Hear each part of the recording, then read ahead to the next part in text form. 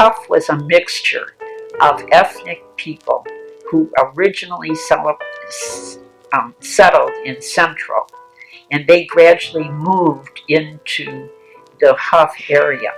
Along with that, the African American people were coming up from Alabama.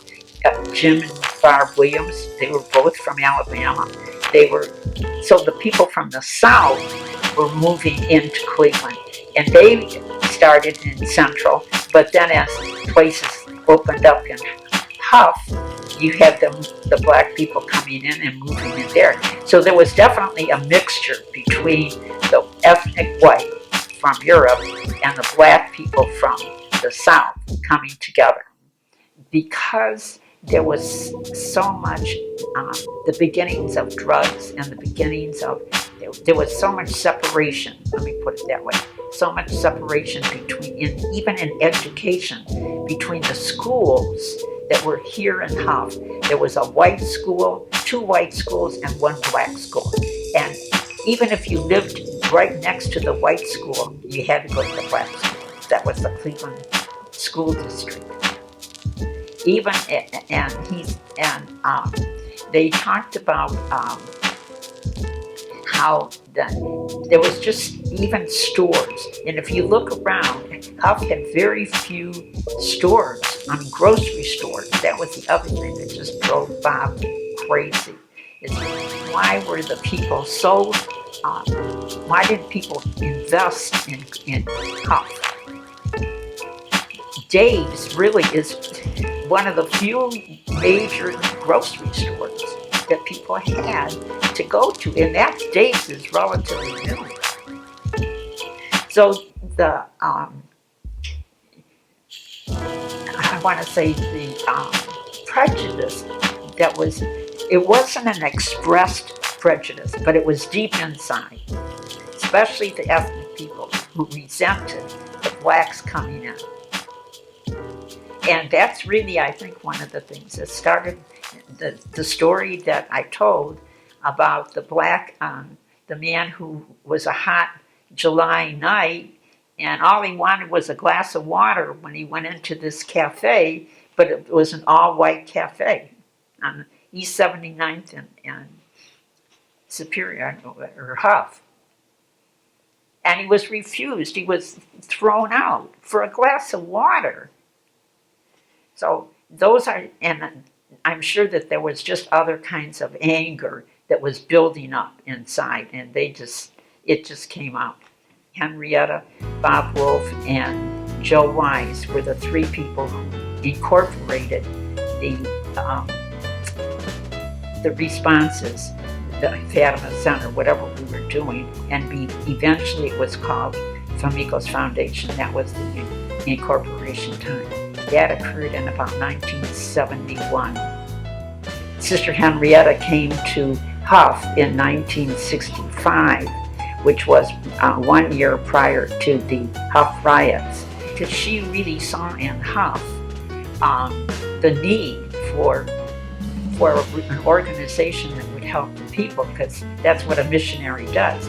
The Hough Riots absolutely made her realize how important it was, because I mean, many of the homes were destroyed. The people were devastated. The National Guard allowed her to come into the area from Charity Hospital and work with the families, as she visited them, they came to her also seeking food and water and shelter for those homes that were burned in the process of the riots. The riots, as I understand it, lasted about a week, and she would walk up and down the streets with the National Guard, trying to determine who needed help and what kind of help they needed. Sister Henrietta was educated to be a nurse. First of all, she was a nurse, and secondly, she became a hospital administrator and worked in that capacity at Mercy Medical Center in Canton, Ohio. And then she retired from there in about 1964 and came up here to Cleveland, and she began to work with the people. She went house to house introducing herself, trying to have organize the people so that she would know what needs they had, and they would be comfortable in asking her how she could help them. So that really was the beginning. And then in 1960, what she did with the families, it actually was because she was a nurse. She would talk to them about the cleanliness of their homes, particularly their kitchens and bathrooms. And Sister Henrietta and her staff were basically responsible for the support services. People from Jesu Parish, which is in University Heights across from John Carroll University, St. Dominic's, which is in Shaker Heights, and St. Raphael's, which is in Bay Village. Those three parishes came together.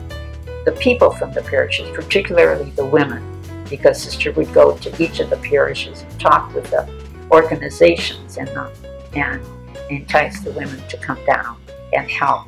And they formed a prayer group with the people from the neighborhood, the women from the neighborhood. When their children went to school, once a week they would form a prayer group and get to know each other through prayer, as well as sharing resources that they had. Sister Bertha lived with Sister Henrietta above the 6809. That building had 2 stories, and they lived on the 2nd floor of that. And the 1st floor, one side was for Bob Wolf, and the other side was like a duplex, but the other side was for Henrietta.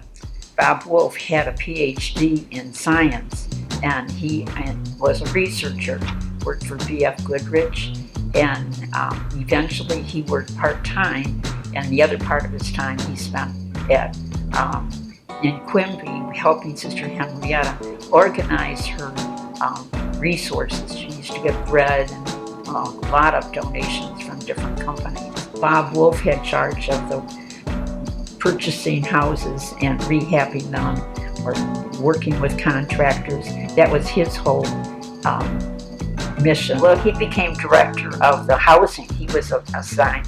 He did not do very much support services, making sure people have food and clothing and all those kinds of things. Although, but I worked directly under him. He did purchase the houses. He worked with the city, did a lot with the city. We'd go to the sales, the bank, the land bank, to get houses that were on sale. And we had a very good relationship with the city of Cleveland. Bob Wolf really was the one that started Cleveland Housing Network. He didn't actually work in Cleveland Housing Network, but he set up the organization and hired. And the organization, the purpose of Cleveland Housing Network originally was that each of these CDCs that were coming along, and there were about 6 of us, 6 CDCs at the time, they were each going to the city saying, we want CDBG money, we want Cleveland, CDBG was Community Development Block Grant money that came with the lease purchase program. So they were all asking for this kind of money, and we were competing against each other. And Bob said, this is crazy. Why are we competing with one another? Why don't we unite and make one ask, and make that ask big enough that it will be able to sustain all of us? Well, Enterprise Foundation was just beginning also in Washington, D.C. And the gentleman, I'm trying to think of the gentleman's name, who started Enterprise Foundation, he and Bob Wolf became very good friends. And that's how they wrote the legislation for the lease purchase program and that bill was passed in Congress. And they basically wrote the bill and then lobbied it through Congress. She said to Joe Wise, who was her nephew, I want you to come down here and help me because I need help with a lawyer. Basically, Joe was the role of a lawyer. He really never was employed by the Famicos Foundation. He He was one of the original board members. He was one of the members of the corporation. My name is Sister Joan Gallagher, and I originally came to Famicos Foundation in 1981, and my role then was family advocate, and I worked under Bob Wolf and Barbara Williams. My only job description was, I want you to work with the families to the best of your ability and make sure that they are able to stay in the homes that we have for them. So whatever resources they need, try to get those done.